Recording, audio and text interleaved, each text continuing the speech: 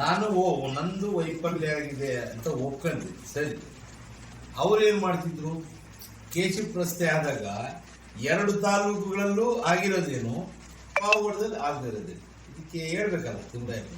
First of all ನಮ್ದು ಆಗ್ಬೇಕಾ border area ಆಗಬೇಕು, very important ಇದು. ಫಸ್ಟ್ ಆಫ್ ಆಲ್ ಸುತ್ತಲೂ ಆಂಧ್ರ ಇದೆ, ಎಲ್ಲ ಕನೆಕ್ಟಿವಿಟಿ ನಮ್ದಿದೆ. ಪೆನಗೊಂಡ ಇದೆ, ಕಲ್ಯಾಣದುರ್ಗ ಇದೆ, ರಾಪ್ತಾಡ್ ಇದೆ, 32 ಕಿಲೋಮೀಟರ್ ಹೈವೇ ಇದೆ, ಹೈದರಾಬಾದ್ ಹೈವೇ ಇದೆ.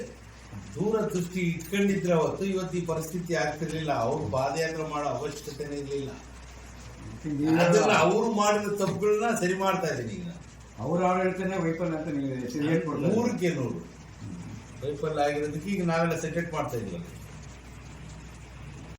ಒಪ್ಪಂಗೆ ಇಲ್ಲ ನಾನು ಯಾವುದೇ ಕಾರಣಕ್ಕೆ.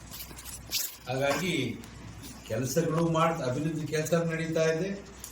ಆಮೇಲೆ ಮುಂದಿನ ತಿಂಗಳು 23-24ನೇ ತಾರೀಕು ಮಾನ್ಯ ಮುಖ್ಯಮಂತ್ರಿಗಳಾದ ಸಿದ್ದರಾಮಯ್ಯ ಸಾಹೇಬರನ್ನ, ಡಿ.ಕೆ. ಶಿವಕುಮಾರ್ ಅವ್ರನ್ನ, ಇಂಧನ ಸಚಿವರನ್ನ, ಎಲ್ಲ ಕೆಲವು ಮಂತ್ರಿಗಳು ಎಲ್ಲ ಕರೆಸ್ತಾ ಇದ್ದೀವಿ. ಅವರು ನಮ್ಮ ತುಂಗಭದ್ರಾ ಕುಡಿಯುವ ನೀರು ಯೋಜನೆಯನ್ನ ಅವ್ರ ಕೈಲೇ ಚುನಾವಣೆಯಲ್ಲೇ ಹೇಳಿದ್ವಿ.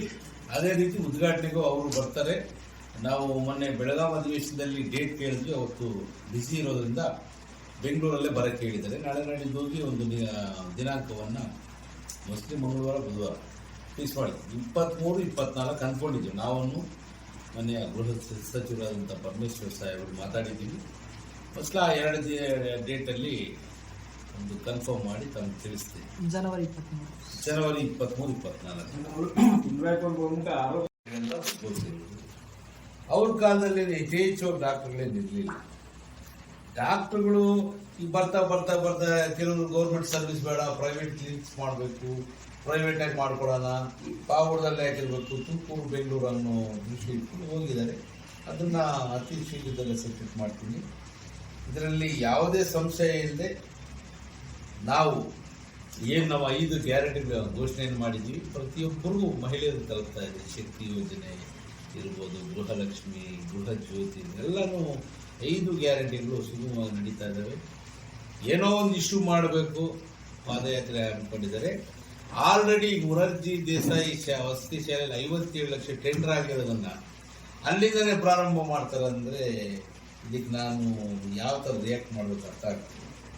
ಯಾಕಂದರೆ ಈಗ ಪತ್ರಿಕಾ ಮಾಧ್ಯಮದ ಸ್ನೇಹಿತರು ತಮಗೂ ಒಂದು ಕಾಪಿಯನ್ನು ಕೊಡ್ತೀನಿ. ಈಗ ನೀವು ನೋಡ್ರಿ, ಈಗ ಆಗಿರೋ ಟೆಂಡರ್ ಆಗಿರೋದಕ್ಕೆ ಅವ್ರ ಉದ್ದೇಶ ಏನು, ನಾವು ಪಾದಯಾತ್ರೆ ಮಾಡಿದ ತಕ್ಷಣ ಸ್ಯಾಂಕ್ಷನ್ ಮಾಡಿಸ್ಬಿಟ್ರು, ಕೆಲಸ ಸ್ಟಾರ್ಟ್ ಮಾಡಿಬಿಟ್ರು ಅನ್ನೋ ದೃಷ್ಟಿ ಇಟ್ಕೊಂಡು ಮಾಡ್ತಿದ್ದಾರೆ. ಸಂತೋಷ, ಅವ್ರು ಮಾಡ್ಕೊಳ್ಳಿ. ಜನಗಳಿಗೆ ತಪ್ಪು ಸಂದೇಶ ಹೋಗಬಾರ್ದು ಅಂತೇಳಿ ಈ ಪತ್ರಿಕಾಗೋಷ್ಠಿಯನ್ನು ಕರೆದಿದ್ದೀನಿ. ನಾವು ನಮ್ಮ ತಂದೆಯವರಾದಂಥ ವೆಂಕಟರಮಣಪ್ಪನವರು ಮಾರ್ಗದರ್ಶನದಲ್ಲಿ ಸದಾ ನನ್ನ ತಾಲೂಕು ಅಭಿವೃದ್ಧಿಗೆ ಚಿಂತನೆಯನ್ನು ಮಾಡ್ತಾ ಇದ್ದೀನಿ.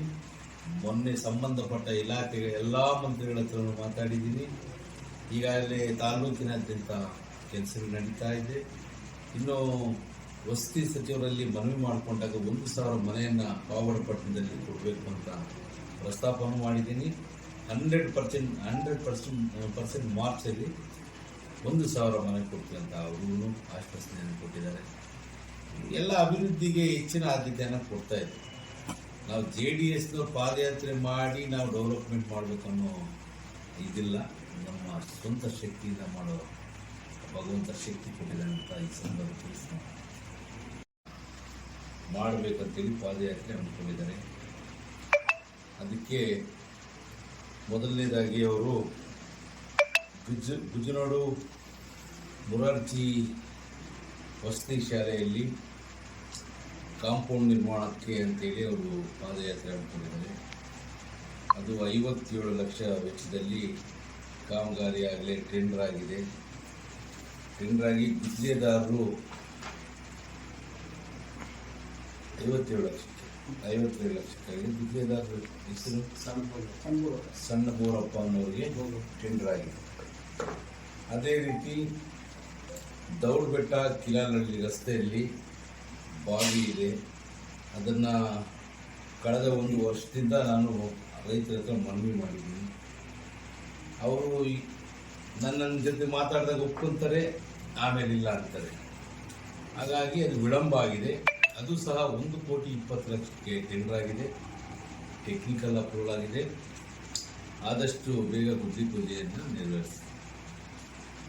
ಇವರು ಜಾತ್ಯತೀತ ಜನತಾದಳದವರು ಈ ಪಾದಯಾತ್ರೆ ಮಾಡೋ ಉದ್ದೇಶ ಏನಂದರೆ, ಮುಂದೆ ಫೆಬ್ರವರಿ ಮಾರ್ಚಲ್ಲಿ ತಾಲೂಕು ಪಂಚಾಯತ್ ಜಿಲ್ಲಾ ಪಂಚಾಯತ್ ಚುನಾವಣೆ ಬರೋದ್ರಿಂದ ಅವ್ರ ಪಕ್ಷವನ್ನ ಅಸ್ತಿತ್ವವನ್ನು ಉಳಿಸ್ಕೊಳ್ಳಿಕ್ಕೆ ಅವರು ಪಾದಯಾತ್ರೆ ಹಮ್ಮಿಕೊಂಡಿದ್ದಾರೆ. ನಮ್ಮದೇನು ತಕರಾರಿಲ್ಲ. ಆದರೆ ಈ ವೈದ್ಯರು ಸಮಸ್ಯೆ ಅನ್ನೋದು ಒಂದು 3-4 ಜನ ಇಲ್ಲಿ ಕೆಲಸ ಮಾಡೋರೇ ವಾಲಂಟಿಯರ್ ರಿಸೈನ್ ಮಾಡಿ ಹೋಗಿದ್ದಾರೆ.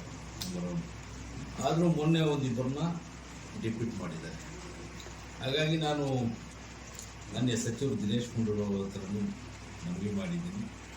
ಈಗ ಹೊಸದಾಗಿ ತೊಗೊತಾ ಇದ್ದಾರೆ. ನೆಕ್ಸ್ಟು ಒಂದು 15-20 ಡೇಸಲ್ಲಿ ಅಲೋಕೇಶನ್ ಆದಮೇಲೆ ನಿಮಗೂ ಒಂದು 5-6 ಜನ ಡಾಕ್ಟರ್ಸ್ನ ಕೊಡ್ತೀವಿ ಅಂತ ಹೇಳಿದ್ದಾರೆ.